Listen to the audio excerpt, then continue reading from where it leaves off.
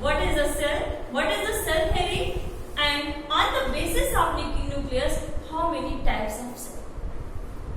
हमने देखा था after discovering nucleus in 1833 by the Robert Brown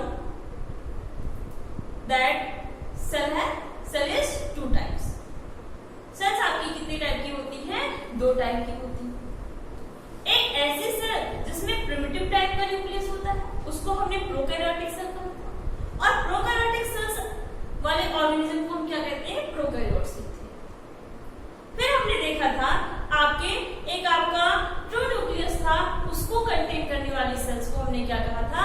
eukaryotes कहा था, यूकैरियोटिक सेल। अब हम देखते हैं आज के लेक्चर में हम देखते हैं what is the structure of prokaryotic cells.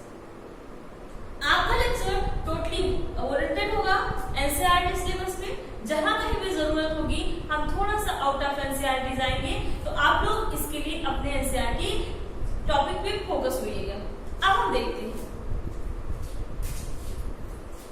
Structure of prokaryotes.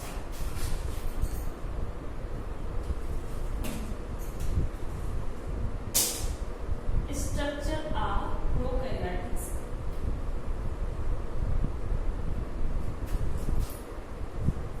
अगर हम देखें प्रोकैरियोट्स में हमारे आते कौन से ऑर्गेनिज्म है, तो आपकी क्या क्या आते हैं? Blue green algae means you can से साइनोबैक्टीरिया, बैक्टीरिया,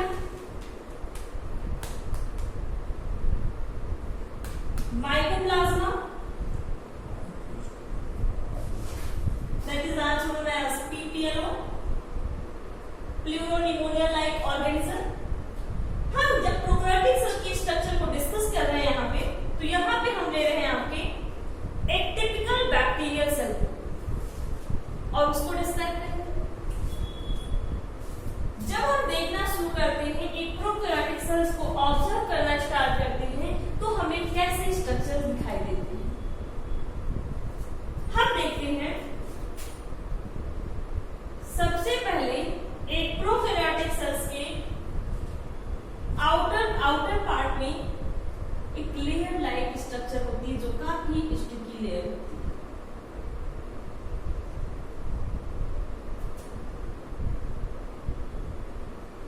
एक ऐसे लेयर लाइक स्ट्रक्चर होती है जो स्टिकी लेयर होती है, and this outer layer is called as glycocalyx. इस लेयर को हम क्या कहते हैं? ग्लाइकोकैलिक्स।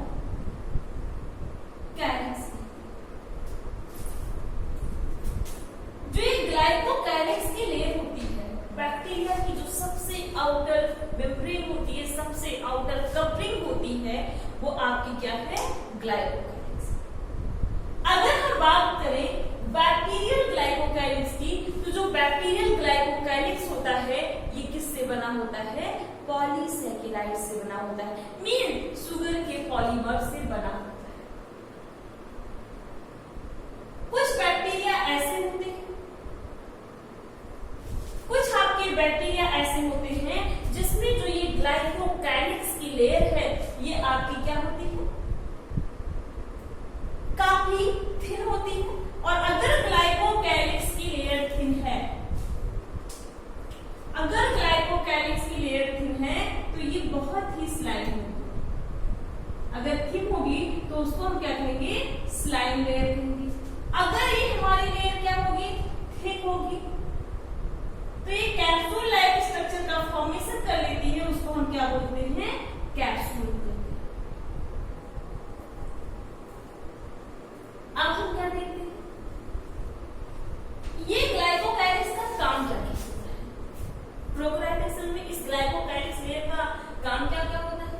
तो हमें पता चलता है ये आपके एक सेल से दूसरे सेल के अटैचमेंट, इस सेल को ये आपके जैसे होस्ट में आपके अटैक कर रहा है बैक्टीरिया को, तो कैसे कर सकते हैं?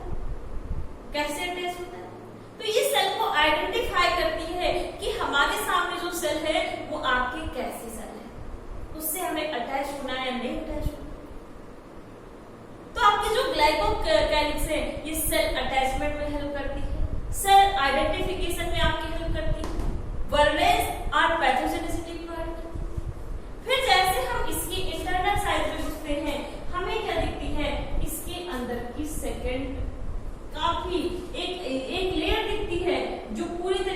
एज अ कवरिंग होती है और ये काफी हार्ड लेयर होती है, क्या प्रोवाइड कर रही होती है? इस बैक्टीरियल सेल को स्ट्रक्चरल सपोर्ट प्रोवाइड कर रही है। इस पूरी बैक्टीरियल सेल को क्या प्रोवाइड कर रही होती है? स्ट्रक्चरल सपोर्ट प्रोवाइड कर रही है।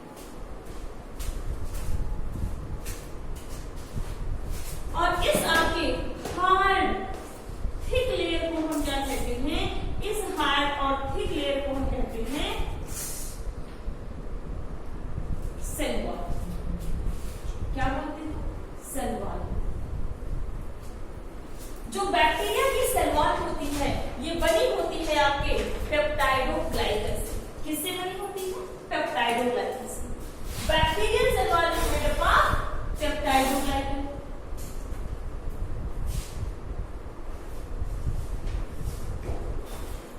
पेप्टाइडोग्लाइकन से बनी होती है जिसमें आपके दो पेप्टाइडोग्लाइकन बहुत ही कॉमन होते हैं, नैन एंड नैन। नैन मींस होता है एन-एसिटिल म्यूरेनिक एसिड एंड नैन मींस होता है एन-एसिटिल ग्लूकोसामीन। आप किससे बनी होती है? नैन और नैन की जो क्रॉस लिंकिंग होती है इसकी वजह से जो बैक्टीरियल सेल वॉल होती है काफी स्ट्रॉन्ग होती है। ये बैक्टीरिया को क्या प्रोवाइड करती है? स्ट्रक्चरल और मैकेनिकल सपोर्ट प्रोवाइड करती है, जिसकी वजह से एक बैक्टीरिया का एक प्रोकैरियोटिक सेल्स का क्या होता है? शेप एंड साइज मेंटेन रहता है। अगर हम फिर देखें तो ये क्या होता है? बैक्टीरिया को कुछ इस तरीके से आपके प्रोटेक्ट करता है कि वो आपकी जो बैक्टीरियल सेल है वो कोलैप्स ना हो, वो ब्रस्ट होने से क्या हो जाए? बच जाए। That will be function of cell wall। हम क्या देखते हैं? ये देखते हैं कि आपके कुछ प्रोकैरियोटिक सेल्स होते हैं वो आपकी मोटाई होते हैं और कुछ आपके क्या होते हैं? नॉन मोटाई होते हैं। मोटाई में कुछ आपके चल सकते हैं और कुछ आपके नहीं चल सकते। तो आपके जो बैक्टीरिया मोटाई होते हैं उनमें इसी सेल वॉल से एक लार्ज एक्सटेंशन निकलता है। Extension means outgrowth. किसका आउटग्रोथ होता है? सेल का। इस आपकी लार्ज एक्सटेंशन आउटग्रोथ को हम एक नाम देते हैं, दैट विल बी फ्लैजेला। कुछ बैक्टीरिया होते हैं जिसमें सिंगल होता है, फ्लैजेला ये आपका प्लूरल है, इसका सिंगुलर होगा फ्लैजेला। कुछ बैक्टीरिया होते हैं जिसमें केवल एक ही फ्लैजेला पाया जाता है। कुछ बैक्टीरिया होते हैं जिसमें बहुत सारे फ्लैजेला पाए जाते हैं, उनका अरेंजमेंट भी अलग अलग होता है। तो हम क्या देखते हैं कि जो आपका फ्लैजेला है ये आपके 3 पार्ट में बटा होता है, जहां से अराइज होता है बेसल बॉडी, फिर आपका क्या होता है? ये हुक पार्ट होता है और लास्ट ये जो आपके काफी लंबा स्ट्रक्चर है इसको हम कहते हैं filament. Means now we can say that flagella is the outgrowth और extension of cell wall which is divided into 3 parts: basal body, hook and filament. And flagella is the largest extension present in any prokaryotic cell. फिर जब हम इसके अंदर देखते हैं आपके तो हमें क्या पता चलता है? फ्लैजेला को और हम मैग्नीफाई करते हैं, इसके ट्रांसवर्स सेक्शन को काटते हैं तो इसमें हमें आपके कैसा अरेंजमेंट देखने को मिलता है? 9+0 अरेंजमेंट देखने को मिलता है। अब व्हाट इज द 9+0 अरेंजमेंट? ये हम देखेंगे जब आपके सेंट्रियोल के स्ट्रक्चर को पढ़ेंगे आगे इसी चैप्टर में, तो हम हमें समझेंगे कि 9+0 अरेंजमेंट क्या होता है, 9+2 अरेंजमेंट क्या होता है। अब ये आप एक चीज समझिए, ये आपका जो फ्लैजेला होता है प्रोटीन से बना होता है, that is made up of flagellate protein. हम देखते हैं पहली लेयर हमारी क्या देखी? ग्लाइकोकैलिक्स। दूसरी लेयर हमारी क्या देखी? Cell wall. जब हम इसके अंदर और जाते हैं तो हमें एक मेम्ब्रेनस सेलेक्टिवली परमेबल आपको एक हमारी एक मेम्ब्रेन दिखती है जिसके आपके बहुत सारे आउटग्रोथ बाहर की ओर निकले रहते हैं जो सेल वॉल को डिसकंटिन्यूअस करते हैं। ये पूरे आपके क्या होती है? सेल वॉल के अंदर ऐसे आपके फॉलो होती है। हम देखते हैं यहाँ पे कुछ आपकी इन ग्रोथ में देखने को मिलती है और कुछ इसकी क्या देखने को मिलती है? आउटग्रोथ देखने को मिलती है। और ये पूरा जो आउटग्रोथ या इनग्रोथ है, इसकी क्या करते हैं, सरफेस एरिया को इंक्रीज करने का काम करते हैं। ये सारे स्ट्रक्चर जो हैं ये आपकी क्या करते हैं, बैक्टीरियल सेल के सरफेस एरिया को इंक्रीज करने में हेल्प करते हैं। हम क्या देखते हैं, जो ये सेल मेम्ब्रेन, सेल वॉल के अंदर क्या पाया जाता है, सेल मेम्ब्रेन। जो ये सेल मेम्ब्रेन है ये आपकी कैसी है, सेलेक्टिवली परमेबल, डिफरेंशियली परमेबल है। देखिए आपके बायोलॉजिकल सिस्टम में आपके जब आप बैलेंसिंग पढ़ रहे होंगे तो आपके कुछ टर्म्स आएंगे, परमेबल। अब परमेबिलिटी किसकी होती है, सॉल्यूट एंड सॉल्वेंट। परमेबल हम किसको कहेंगे, कोई भी सॉल्यूशन होगा उसमें दो ही चीज होंगी, सॉल्यूट होंगी एंड सॉल्वेंट होंगी। परमेबल मींस जो आप जिससे सॉल्यूट एंड सॉल्वेंट दोनों जा सके,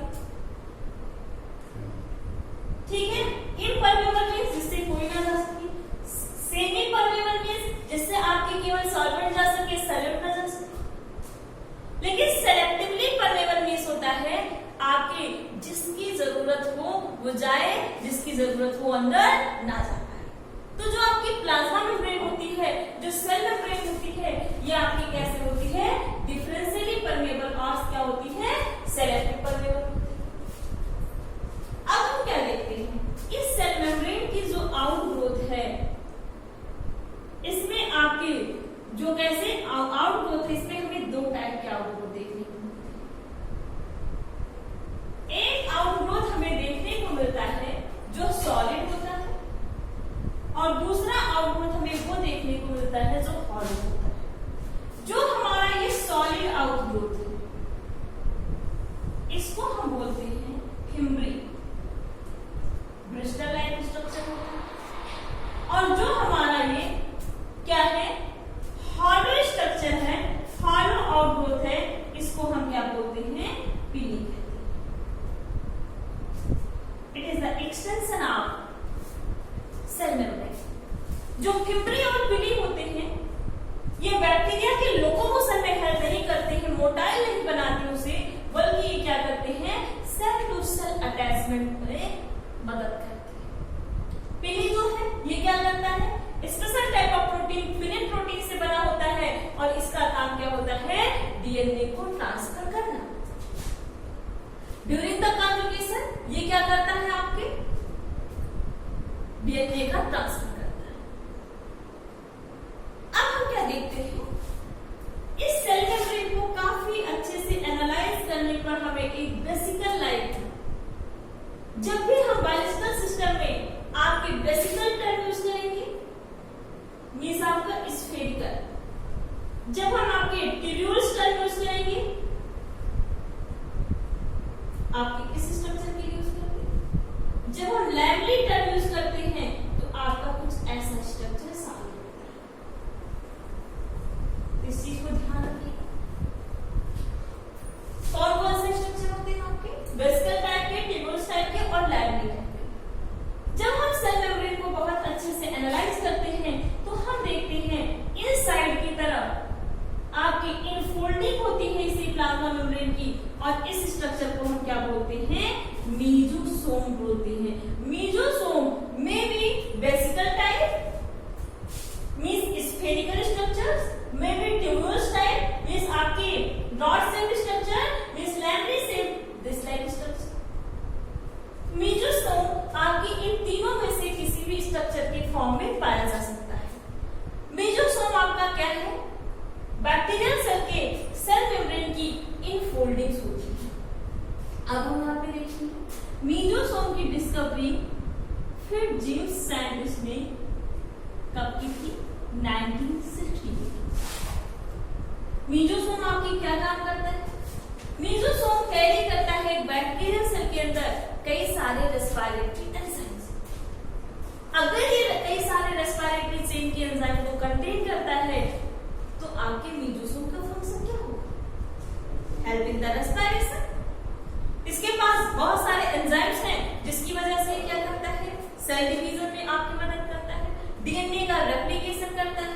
और क्या करता है, एक बैक्टीरिया सेल के अंदर, because it is the infolding at of cell membrane, and cell membrane में चाहे कोई आउटफोल्डिंग हो चाहे कोई इनफोल्डिंग हो, सबका एक ही काम होता है, सरफेस एरिया को इंक्रीज करना। अब यहाँ पे हम एक स्ट्रक्चर को नहीं दिखा रहे हैं, लेकिन सेल मेम्ब्रेन में आपके एक स्पेशल टाइप का स्ट्रक्चर होता है। आप सेल मेम्ब्रेन आप blue be will be that is known as chromatophore. Chromatophore is also infolding of cell membrane, infolding of plasma membrane of bacteria, which is found as photosynthetic bacteria which carry pigment. जो आपकी क्या करता है, pigment को contain करता है, जो आपके फोटोसिंथेटिक बैक्टीरिया होते हैं उसमें। और हम देख रहे हैं कि ये जो तीनों स्ट्रक्चर हमने पढ़ा, चाहे वो आपका क्या था, ग्लाइकोकाइनेस, चाहे वो आपका सेल वॉल था, चाहे वो आपकी क्या है, सेल मेम्ब्रेन। ये जो तीनों मेन स्ट्रक्चर हमें दिख रहे हैं, ये क्या कर रहे हैं, एक बैक्टीरिया को बाहर से कवर कर रहे हैं, एक लिफाफे की तरह काम कर रहे हैं। तो ये जो आपके लिफाफे हैं, इनको लिफाफे लाइक स्ट्रक्चर हैं, इन तीनों के कॉम्बिनेशन को हम क्या कहते हैं, cell envelope. And cell envelope contains 3 layers, that is glycocalyx made up of polysaccharide. Second one is cell wall made up of peptidoglycan, NAM and NAD, and third one is cell membrane which is made up of lipoprotein. ये तीन structure को करते हैं। अब क्या होता है, इन्हीं तीन स्ट्रक्चर्स के अकॉर्डिंग एक साइंटिस्ट थे ग्रेम, जिन्होंने क्या किया, एक स्टेन तैयार किया था, और उस स्टेन को जो बैक्टीरिया एक्सेप्ट कर लेते हैं उसको हम ग्रेम पॉजिटिव बैक्टीरिया, जो नहीं एक्सेप्ट करते हैं उनको क्या कहते हैं, ग्रेम नेगेटिव बैक्टीरिया। और ये ग्रेम स्टेन क्या होता है, ग्रेम पॉजिटिव कब होते हैं, ग्रेम पॉजिटिव नेगेटिव कब होते हैं, ये सारा हम लोग आगे के लेक्चर्स में देखेंगे, ठीक है। तो ये तीनों मिलकर के आपका क्या बनाते हैं, सेल इनवॉल्व। हम क्या देख रहे हैं, इस सेल इनवॉल्व में ग्लाइकोकाइलिक्स का काम अलग है, सेल वॉल का काम अलग है, structural and mechanical support provide करना, बैक्टीरिया को ब्रस्ट होने से बचाना। सेल मेम्ब्रेन का काम अलग है, लेकिन जो तीनों लेयर है इनका डिस्टिंक्ट फंक्शन होने के बावजूद भी जो सारी लेयर्स है उनका एक कॉमन फंक्शन भी है, जो क्या है, एज अ प्रोटेक्टिव यूनिट काम करना, बैक्टीरिया के लिए एज अ प्रोटेक्टिव यूनिट काम करना। अब क्या होता है, हम ग्लाइकोकाइलिक्स सेल वॉल से होती हुई, सेल मेम्ब्रेन से होती हुई, जैसे ही हम कहां पहुंचते हैं, एक प्रोकैरियोटिक सेल के अंदर पहुंचते हैं, हम क्या देखते हैं, जब इसको मैग्नीफाई करते हैं तो हमें क्या दिखता है, आपकी फ्लूइड फिल्ड स्ट्रक्चर दिखता है, जो अंदर स्पेस होता है वहां आपकी क्या होता है, फ्लूइड भरा हुआ होता है और यूनिफॉर्मली भरा होता है। इस स्ट्रक्चर को, जो आपका जो फ्लूइड होता है सेल मेम्ब्रेन के अंदर, इसको हम क्या नाम दे देते हैं, cytoplasm. Cytoplasm is used for cell and plasm is fluid. Cell के अंदर जो फ्लूइड होता है इसको हम क्या बोलते हैं, साइटोप्लाज्म। इसको हमने क्या कहा, साइटोप्लाज्म।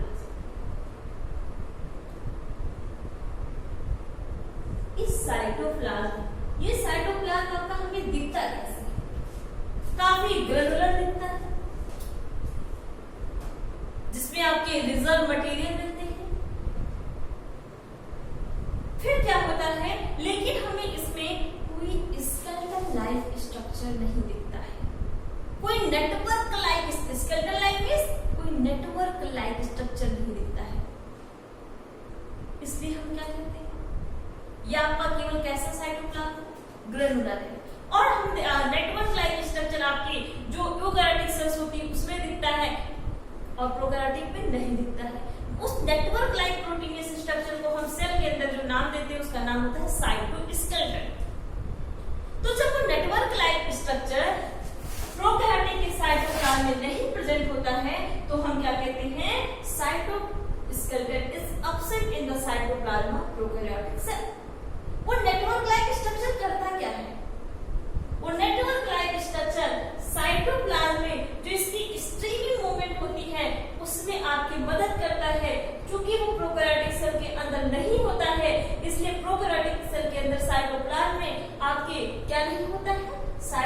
में मूवमेंट नहीं होता है।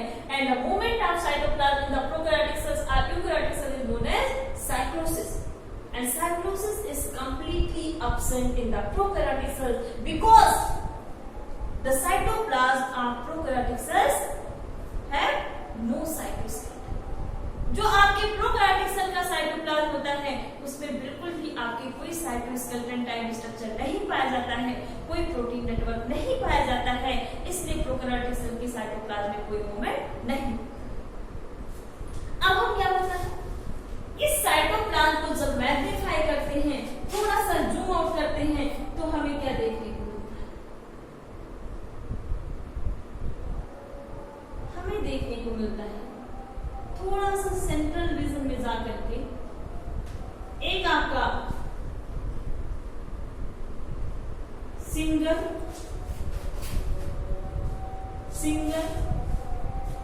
सर्कुलर डबल स्टैंडर्ड डीएनए देखने को मिलता है। सिंगल सर्कुलर, सिंगल मतलब हैविंग सिंगल क्रोमोसोम, सर्कुलर मतलब गोलाकार, डबल स्टैंडर्ड डीएनए मींस कि जो ये आपकी स्ट्रक्चर दिख रही है ये आपकी क्या है? डबल है। डीएनए के डबल स्ट्रैंड देखने को मिलते हैं। तो आपको क्या देखने को मिलता है? Single circular double standard DNA present होता है जो एज अ न्यूक्लियस काम करता है। That's why in prokaryotic cell this single circular DNA is called as genomic DNA or xenophore or nucleoid, xenophore or nucleoid। ये आपके ये न्यूक्लियड एक्ट करता है एज अ न्यूक्लियस जो टोटली नेक्ड है, जिसके ऊपर कोई न्यूक्लियर मेम्ब्रेन नहीं है, डायरेक्ट साइटोप्लाज्म में लाई कर रहा है और इसके पास में कोई प्रोटीन नहीं है, मींस हिस्टोन प्रोटीन नहीं। फिर इस सिंगल स्टैंडर्ड डीएनए इस आपके single circular double standard DNA को जब हम देखते हैं और इसके फंक्शन पे जाते हैं तो हमें क्या पता चलता है? It contains genetic information of prokaryotic cell. ये टोटली रेगुलेट करता है प्रोकैरियोटिक सेल्स को, इवन उसके जेनेटिक इंफॉर्मेशन को कंटेन करता है। फिर हम देखते हैं हमें एक चीज मिली साइटोप्लाज्म के अंदर, अभी क्या मिला? अंदर घुसे जब क्या देखने को मिला? साइटोप्लाज्म ग्रेनुलर है, इसके अंदर कोई प्रोटीन नेटवर्क नहीं है। हमारी थोड़ी सी क्यूरियोसिटी बढ़ी, और क्या है साइटोप्लाज्म? हमने उसको मैग्नीफाई किया, हमें क्या दिखा? न्यूक्लियड दिखा। अब जब हमें कोई चीज मिल जाती है तो हम क्या करते हैं? और खोजना शुरू करते हैं। चलो साइटोप्लाज्म को थोड़ा सा और मैग्नीफाई करते हैं। किसके? अभी हमने माइक्रोस्कोप किसका यूज किया था? रॉबर्ट हुक का, जो चीजों को रियल इमेज से 42 टाइम्स आपके बढ़ाकर दिखाता है। अब हम किसका यूज करेंगे? क्योंकि हमें टिनी स्ट्रक्चर देखना है, एंटोनी वॉन लीवेनहॉक के माइक्रोस्कोप को, जो रियल इमेज को 400 टाइम बढ़ा के दिखाएगा। तो हम क्या देखते हैं? अभी हमें केवल न्यूक्लियड देखा। हमने जब इस साइटोप्लाज्म को एंटोनी वॉन लीवेनहॉक के माइक्रोस्कोप से थोड़ा जस्ट इमेजिंग करते बेटा, क्योंकि science is the topic of imagination and structures and concept. इसमें कुछ भी आपके रटने वाला नहीं है। तो जब इसको थोड़ा सा और मैग्नीफाई करते हैं तो हमें क्या देखने को मिलते हैं? डीएनए के आपको ऐसे कुछ सर्कुलर छल्ले दिखाई पड़ते हैं। ऐसे कुछ क्या दिखाई पड़ती है? सर्कुलर छल्ले दिखाई पड़ते हैं जो साइटोप्लाज्म में लाई कर रहे होते हैं। डीएनए की इन सर्कुलर छल्लों को हम एक टर्म देते हैं प्लाज्मिड। अब ये जो प्लाज्मिड है ये है क्या एक्चुअली में? डीएनए का सर्कुलर रिंग ही तो है। क्या होता है? अरे ये क्या हुआ? प्रोकैरियोटिक सेल की साइटोप्लाज्म में तो बहुत सारे डीएनए हैं, ऐसा तो सोचते हैं आप लोग। अब आपका एक्सपेरिमेंट सुनो। कौन सा मेन डीएनए है? आपने क्या कहा? मेरे साथ ऑब्जर्व कर रहे हैं प्रोकैरियोटिक सेल। आपने जस्ट कहा मैं काम करती हूँ, I have a dissection box, मेरे पास एक डिसेक्शन बॉक्स। चलिए क्या करते हैं, प्रोकैरियोटिक सेल को डिसेक्ट करते हैं और ये जो हमें बाद वाला डीएनए दिखा है इसको क्या करते हैं, बैक्टीरिया के सेल से बाहर निकाल देते हैं, सेफली बाहर निकाल देते हैं। हम देखते हैं कि प्रोकैरियोटिक सेल में क्या इफेक्ट करता है, हमें रिफर आ रहा था, चलिए निकालिए इसे। आपने निकाला, देखा प्रोकैरियोटिक सेल के 2-4 कैरेक्टर प्रभावित हुए, बाकी कुछ नहीं हुआ। आपने कहा अरे मैम ये तो केवल 2-4 फीचर्स को कंट्रोल कर रहा है, बाकी कुछ नहीं कर रहा। मींस मेन वाला डीएनए तो जो हमने पहले देखा था वही है, जो ये बाद वाला दिखा ये आपकी क्या है, एक्स्ट्रा है। तो हमने इस प्लाज्मिड को क्या कह दिया, एक्स्ट्रा क्रोमोसोमल डीएनए कह दिया, which is known as for the genetic transformation, bacterial transformation use किया जाता है एक्स्ट्रा क्रोमोसोमल डीएनए। क्यों कहा एक्स्ट्रा क्रोमोसोमल डीएनए प्लाज्मिड को, इसलिए कहा क्योंकि जब हमने अपना एक्सपेरिमेंट किया तो हमें क्या दिखा, इस डीएनए को निकाल देने से बैक्टीरिया सेल के अंदर कुछ ही फंक्शन प्रभावित होते हैं, जबकि बैक्टीरिया सेल कंप्लीटली आपके क्या करती है, सर्वाइव करती है। That's why we call plasmid extra chromosomal DNA. बोलोगे तो नहीं आप, आई होप सो कि ऐसा नहीं करोगे आप। अब हम देखते हैं थोड़ा सा हमें अच्छा सा माइक्रोस्कोप मिला जिसका एंटोनियो ऑलरेडी था। हम साइटोप्लाज्म को थोड़ा सा और मैग्नीफाई करते हैं, हमें क्या देखने को मिलता है, हमें देखने को मिलता है कि आपकी इस साइटोप्लाज्म में कुछ ग्रेनुलर स्ट्रक्चर आपकी मिल रही है।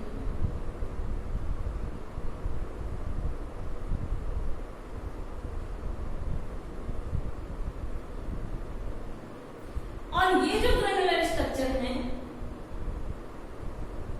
छोटे छोटे आपके स्ट्रक्चर जो हैं, ये आपके क्या हैं, इनको हमने क्या नाम दिया, राइबोसोम। राइबोसोम, ये राइबोसोम छोटे होते 70s राइबोसोम। कैसे राइबोसोम होते हैं, 70s राइबोसोम। एस आपकी क्या है, एक अल्ट्रा सेंट्रीफ्यूगेशन मशीन की रीडिंग है, इसको भी जब हम राइबोसोम पढ़ेंगे इसी चैप्टर में डिस्कस करेंगे। इसका सब यूनिट 2 सब यूनिट से मिलकर बना होता है 50s एंड 30s। आप कहोगे मैम आपने गलत किया, मैंने कहा बेटा क्या गलत किया, आप कहोगे मैम आप बायो की टीचर हैं, आपका मैथमेटिक्स कमजोर है, 50 + 30 80 होता है, 70 नहीं। आपको बेटा आप सही कह रहे हो, मैं गलत हूं, लेकिन मैं गलत नहीं। क्यों? Because I have already told you it is not mathematical calculation, it is the just reading of ultracentrifugation machine। और इसको हम आगे देखेंगे। ये राइबोसोम जो इसमें पाया जाता है, इसकी साइज कितनी होती है, 15 to 20 नैनोमीटर।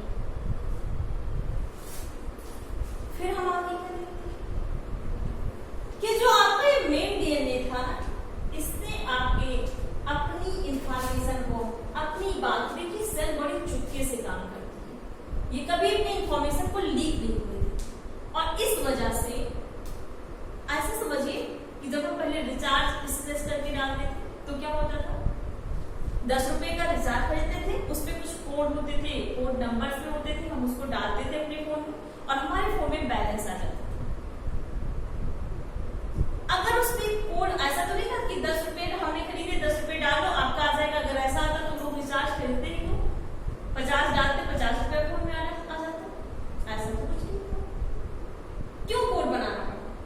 कोड इसलिए बनाना पड़ा क्योंकि हम अपनी इंफॉर्मेशन जिस तक पहुंचाना चाहते हैं वही समझ पाए कि हम क्या कहना चाहते हैं, बाकी लोग ना समझ पाए। ऐसे ही चाहे वो प्रोकैरियोटिक सेल्स हो चाहे यूकैरियोटिक सेल्स हो, उसका डीएनए भी ऐसे ही काम करता है, ऐसे ही रेगुलेट करता है। वो अपने इंफॉर्मेशन को एक कोड पे भेजता है, एक कोड के अकॉर्डिंग भेजता है, ऐसे डायरेक्ट नहीं भेजता है कि जिस तक वो अपनी इंफॉर्मेशन जो पहुंचाना चाहता है वही जाने। तो ये डीएनए क्या करता है, को बनाता है। mRNA का क्या करता है? निर्माण करता है। और डीएनए से आरएनए का बनना क्या कहलाता है? ट्रांसक्रिप्शन। कुछ टाइप्स याद रखिएगा। डीएनए से डीएनए का बनना रेप्लिकेशन, डीएनए से आरएनए का बनना ट्रांसक्रिप्शन और आरएनए से प्रोटीन का बनना ट्रांसलेशन।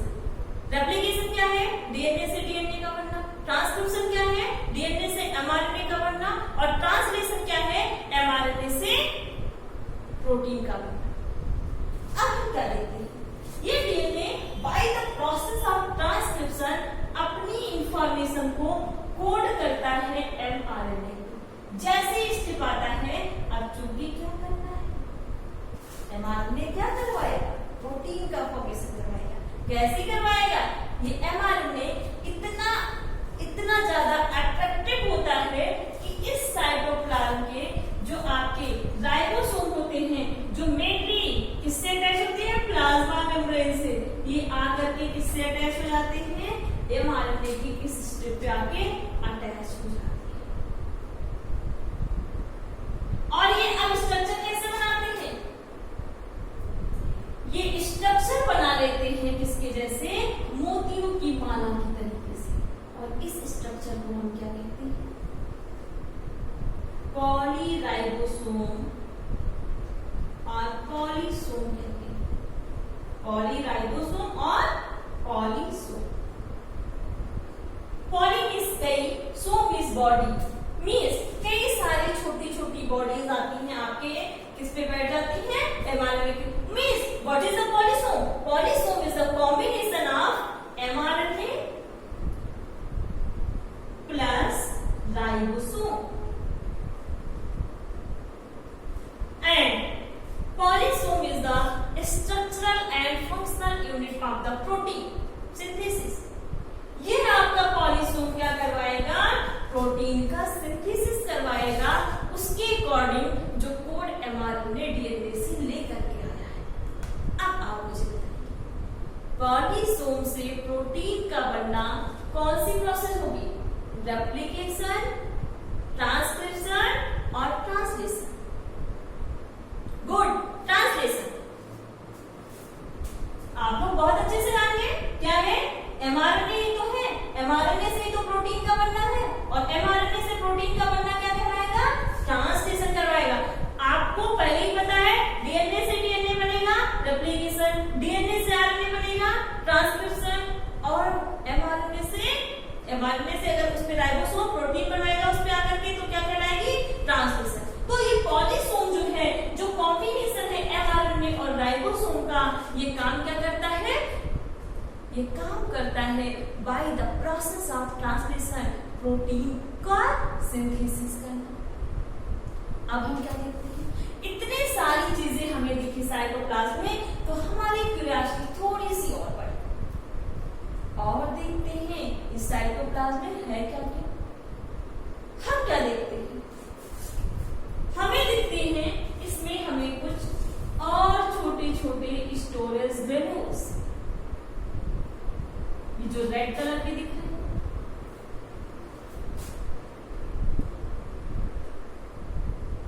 इन स्टोरेज ग्रेन्यूल को हम बोलते हैं इंक्लूजन बॉडीज। क्या बोलते हैं? Inclusion bodies. Inclusion bodies is nothing. These are the storage material of the cytoplasm. It is the reserve material of the cytoplasm. And ये inclusion bodies अगर हम देखें एक प्रोकैरियोटिक सेल के अंदर, तो ये आपकी पाई जाती है as a phosphate granule,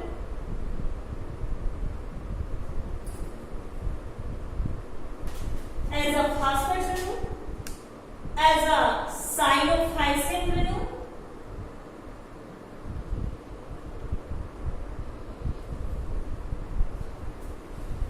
and as a glycogen granule.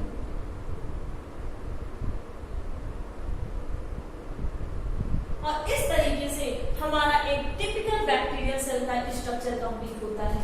हमें क्या आपको बहुत टफ लग रहा होगा, लेकिन बिल्कुल टफ नहीं। आपका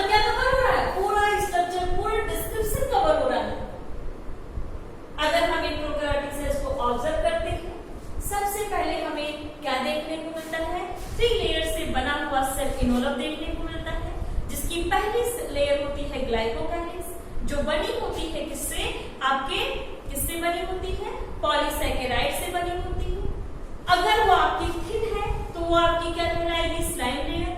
अगर वो आपकी थिक है तो क्या कहलाएगी, कैप्सूल। इसका काम क्या होता है, सेल अटैचमेंट, सेल अटैचमेंट करना, सेल आइडेंटिफिकेशन करना, एक सेल को आपके क्या करना, वैलेंस और पैथोजेनिसिटी प्रोवाइड। जब हम इसकी सेलुलर सेकेंड लेयर देखते हैं तो उसको हम क्या कहते हैं, जो काफी रिजिड होती है, जो स्ट्रक्चरल और मैकेनिकल सपोर्ट प्रोवाइड कर रही है एक सेल को, उसको हम क्या कहते हैं, सेल वॉल, जो बनी होती है पेप्टाइडोग्लाइकन की। और आपके दो पेप्टाइडोग्लाइकन होते हैं, N-एसिटिल्यूरेनिक एसिड NAM एंड N-एसिटिलग्लूकोसामाइन NAM। फिर अब हम देखते हैं इसी आपके सेल वॉल का एक एक्सटेंशन देखने को मिलता है मोटाइल बैक्टीरिया में, जो आपका लॉन्गेस्ट एक्सटेंशन होता है, that is the flagella. Flagella has 3 part, basal body, hook and filament. Its arrangement is 9+0 arrangement. फिर हम थर्ड लेयर क्या देखते हैं, सेल मेम्ब्रेन को देखते हैं। सेल मेम्ब्रेन में हमें कुछ आपकी आउटग्रोथ देखने को मिलते हैं। ये हमारी सेल मेम्ब्रेन है, ये जो लेयर है आपकी सेल मेम्ब्रेन में हमें आउटग्रोथ देखने को मिलते हैं। सॉलिड आउटग्रोथ को हम फिम्बरी कहते हैं, हॉलो आउटग्रोथ को हम क्या कहते हैं, पिली कहते हैं। ये जो आउटग्रोथ होते हैं फिम्बरी एंड पिली, ये लोकोमोशन में आपकी मदद नहीं करते हैं, लेकिन ये आपके सेल टू सेल अटैचमेंट करवाने में काफी मदद करते हैं। पिली जो होता है ये बैक्टीरियल कॉन्जुगेशन के टाइम में क्या करता है, आपके डीएनए का ट्रांसफर करता है। फिर हम देखते हैं इसकी कुछ इनफोल्डिंग देखने को मिलती है, जो वेसिकल लाइक में भी हो सकती है, जो ट्यूबुलर लाइक में भी हो सकती है और जो लैमेली लाइक में भी हो सकती है। That is the mesosome. Mesosome आपकी क्या करता है, रेस्पिरेटरी चेन के सारे एंजाइम को कैरी करता है, सेल डिवीजन करवाता है, डिस्ट्रीब्यूशन ऑफ डॉटर सेल्स करता है और क्या करता है, आपके प्लाज्मा मेम्ब्रेन की सरफेस एरिया को इंक्रीज करता है, डीएनए का रेप्लिकेशन करवाता है। फिर हम देखते हैं कि कुछ आपके जो फोटोसिंथेटिक बैक्टीरिया होते हैं उसमें एक आपके यूनिक सा स्ट्रक्चर होता है, that is known as chromatophore. Chromatophore जो आपकी होता है ये आपकी क्या करता है, पिगमेंट को कंटेन करता है। फिर आ जाता है साइटोप्लाज्म, जो बैक्टीरिया सेल के अंदर का फ्लूइड होता है, जिसके अंदर कोई प्रोटीन नेटवर्क नहीं होता है, जिसकी वजह से इसमें कोई मूवमेंट नहीं होती है, में साइटोसिस कंप्लीटली एब्सेंट होती है।